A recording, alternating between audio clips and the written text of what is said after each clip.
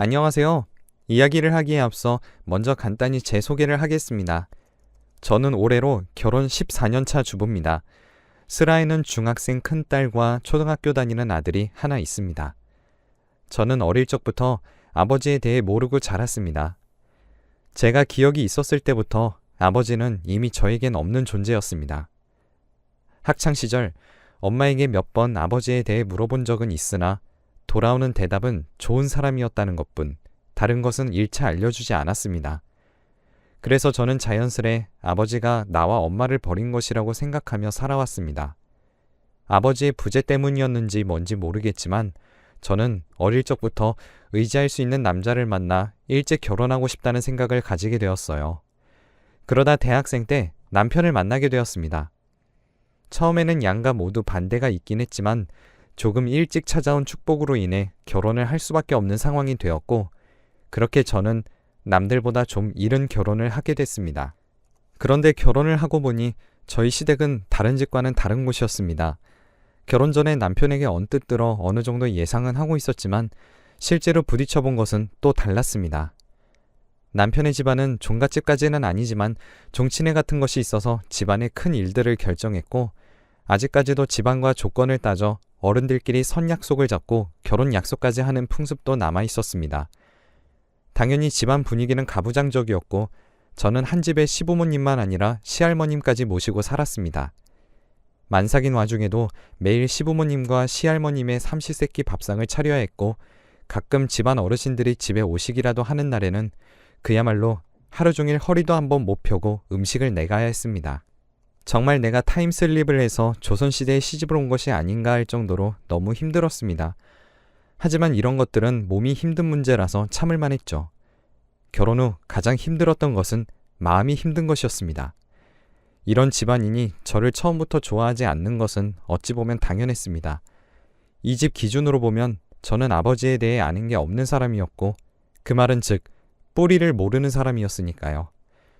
결혼 후 처음 인사드리러 갔을 때 시아버님께서는 저의 면전에다 대고 부모 중 한쪽이 없는 것은 양쪽 다리로 땅을 딛지 못하고 평생 한 발로 겨우 딛고 사는 것과 같지 라는 말을 했습니다.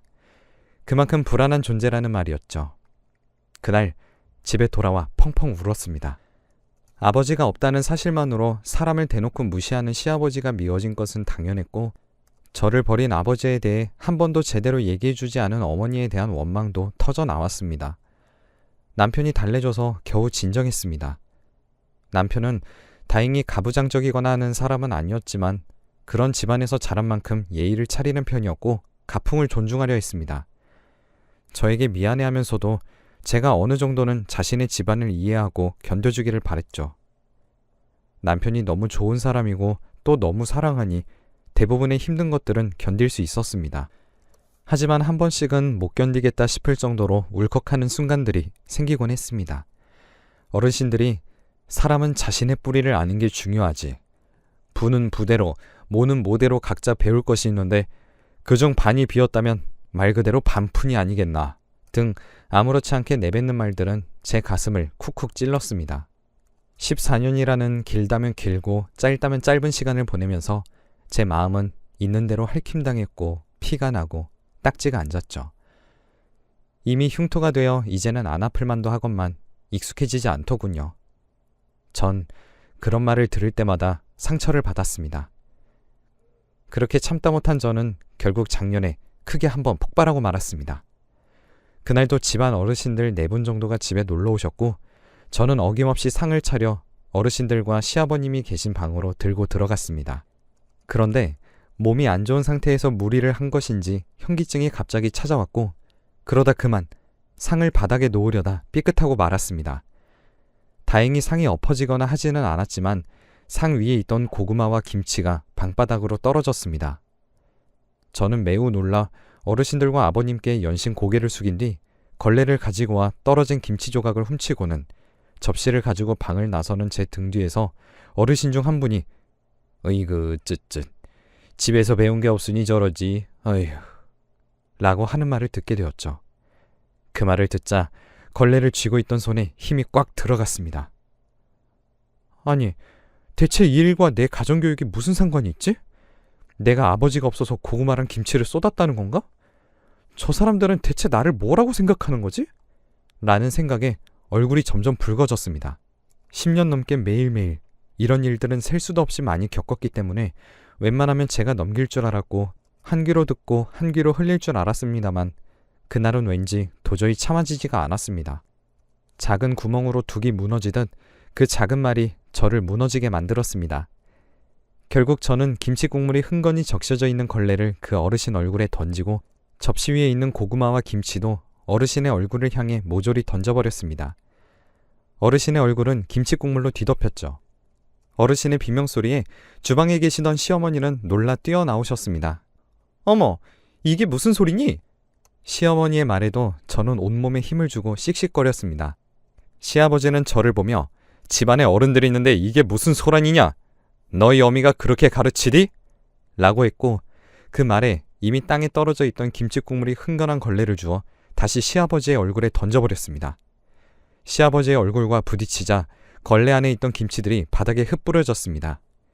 10년 넘는 세월 동안 이런 적 없던 제가 이렇게 행동하자 시부모님과 어르신들은 놀라 눈이 커지셨습니다.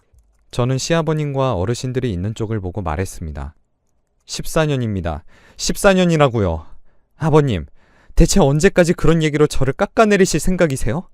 대체 제가 뭘 그렇게 잘못했습니까? 아버지 없이 자란 게 제 잘못입니까? 아버님도 제 남편도 제 아이들도 순전히 운이 좋아서 양쪽 부모 다 있는 환경에서 큰 거잖아요. 자기가 잘나서 그런 게 아니잖아요. 부모가 없는 사람들은 뭐 다 죽어야 합니까? 자신의 잘못도 아닌데 평생 속죄라도 해야 하나요? 제가 우리 아버지한테 버려달라 요청했습니까? 아버지가 없어서 힘든 건 저예요. 아버님이 화내시고 못마땅할 이유가 전혀 없다고요. 그러니까 그만 좀 하세요. 제가 속에 있는 말을 퍼붓자 시어머니는 하얗게 질린 표정으로 저에게 달려오시고선 제 팔을 붙잡으셨습니다. 너 이게 무슨 짓이니? 어서 아버님께 사과드리지 못해? 저는 그런 시어머니의 손을 뿌리쳤습니다. 어이가 없어서. 사과는 어머님, 아버님, 그리고 어르신들이 저한테 하셔야죠. 뚫린 게 다 입이 아니듯 뱉는다고 다 말이 아니잖아요? 시아버님은 뒷목을 잡으셨고 어르신들과 어머님이 비틀거리는 아버님을 부축했습니다. 나가! 당장 이 집에서 나가! 시아버지가 소리쳤고 저는 예, 나가드리죠. 나갈 테니 마음에 꼭 맞는 며느리 찾아서 오순도순 잘 지내보세요. 라고 얘기하고는 방으로 들어가 가방을 싸기 시작했습니다. 가방을 싸는 내내 눈에서 눈물이 펑펑 쏟아졌습니다. 하지만 짐을 챙기는 손은 주저함이 없었습니다. 뒷일 걱정은 들지 않고 오직 이곳에서 벗어나고 싶다는 생각밖에 들지 않았습니다. 그리고 남편과 아이들이 회사와 학교를 간 시간이라 지금 이 자리에 없는 것이 오히려 다행이라고 생각했습니다. 그렇게 겉옷을 챙겨 입고 짐을 챙겨 방 밖으로 나오자 소파에 앉아있는 시아버님, 어르신들, 그리고 시아버님의 어깨와 뒷목을 주무르고 계시는 시어머니가 보였습니다. 저는 거실을 지나 곧장 현관으로 향했습니다. 네 몸만 나가! 시집 올 때도 빈몸으로 온 주제에 뭘 저렇게 바리바리 챙겼어! 두고 가! 역시 저희 아버님은 이런 상황에서도 상처를 주시는 분이었습니다. 저는 아버님의 말을 무시하고 신발을 신고 집을 나왔습니다. 하지만 막상 집을 나오니 갈 데가 없었어요. 엄마 집으로 가자니 걱정하실 게 뻔하고 고된 시집살이로 놀 틈도 없이 집안에 틀어박혀서 집안일만 해댔으니 주변에 친구도 지인도 남아있을 턱이 없었죠. 길가에 있는 벤치에 앉아 가만히 내 신세를 생각하니 허무하기 그지없었습니다. 14년의 결혼 생활 동안 저에게 남은 것은 아무것도 없었습니다. 집을 뛰쳐나온 건 하나도 후회되지 않았지만 아이들을 보지 못할까 걱정이 됐습니다. 저는 가지고 있던 얼마 되지 않는 현금으로 근처에 모텔방을 잡았습니다. 남편은 퇴근 후 모든 상황을 알았는지 제 폰으로 전화를 하기 시작했습니다. 아이들도 전화며 문자며 계속 보내왔죠. 남편과 아이들만 생각하면 이보다 더한 것도 참을 수 있을 것 같았습니다. 그래서 참아왔던 거죠. 하지만 그날 마지막으로 저를 잡고 있던 이성의 끈이 모두 끊어져 더 이상은 주체를 할 수가 없었습니다. 남편은 밤새도록 전화를 했고 결국 저는 전화를 받고 남편을 만나러 갔습니다. 남편은 저에게 사과하며 집으로 돌아오라고 했습니다. 하지만 저는 그럴 수 없다고 했습니다. 한참 생각하던 남편은 자신이 방법을 찾아볼 테니 일단은 지금 지내는 곳에 잘 있으라고 하고 집으로 돌아가더군요. 다시 모텔에 돌아와 아이들이 보낸 문자를 하나하나 읽어보았습니다. 결국 그날 남편과 시부모님 사이에도 언쟁이 있었던 것 같았습니다. 저는 아이들에게 걱정하지 말라고 문자를 보냈습니다. 며칠 뒤 남편은 저와 살 집을 구해 집을 나왔습니다. 아이들은 시부모님들이 도저히 내어주려 하지 않아 당장은 데리고 나올 수 없으니 천천히 상황을 보자고 했습니다.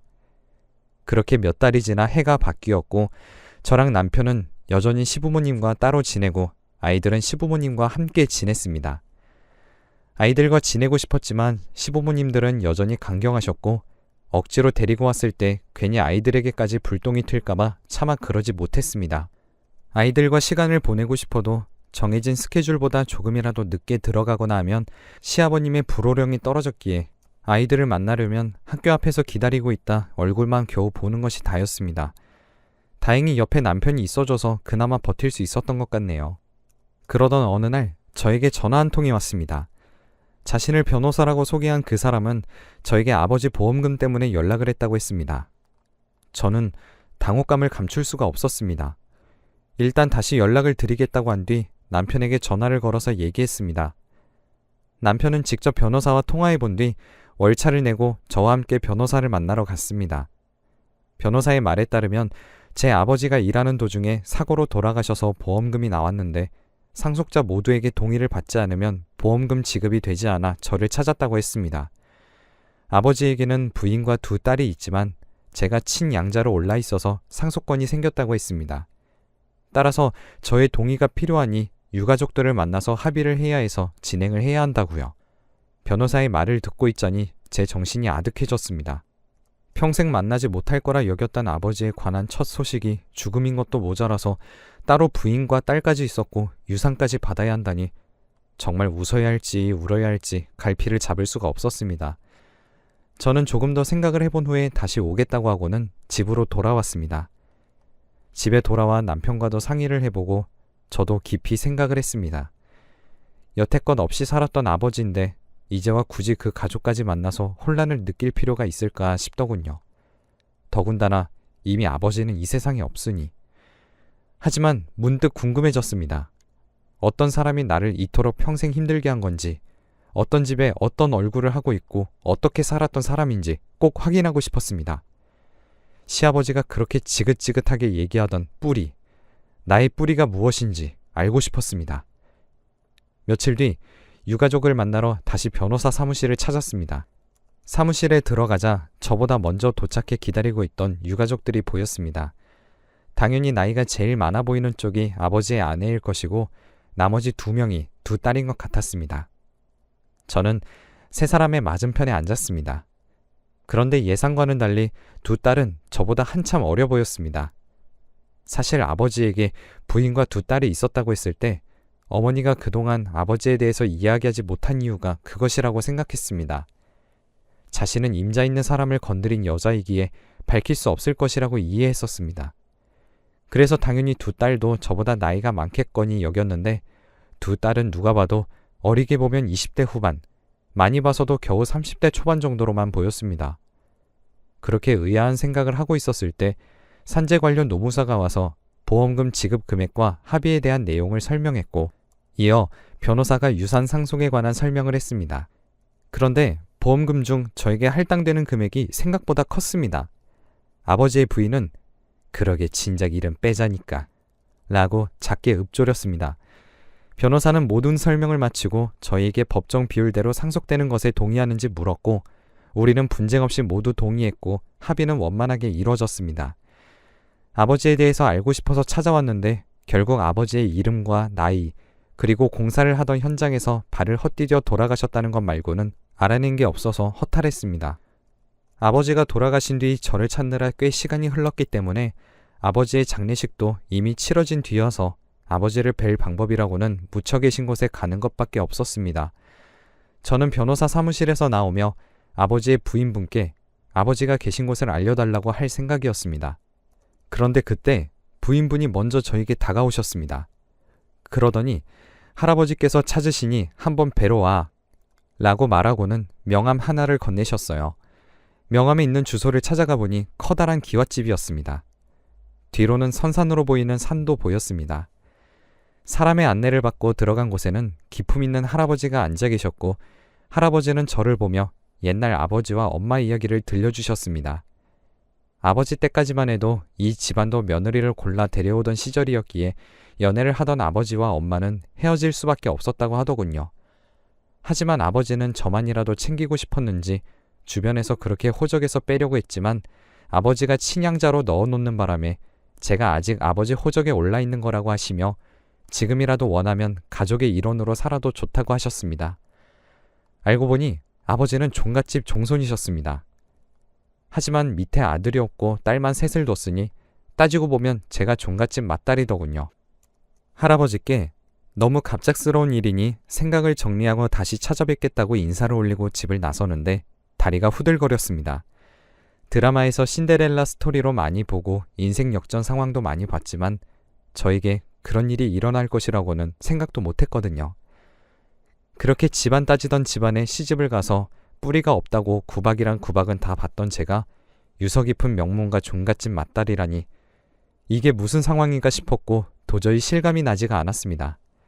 지금 당장이라도 시부모님과 그 집안 어르신들에게 달려가 당당하게 제가 이런 사람이라 외치며 그동안의 한스러움을 풀고 싶기도 했지만 망설여지더라고요.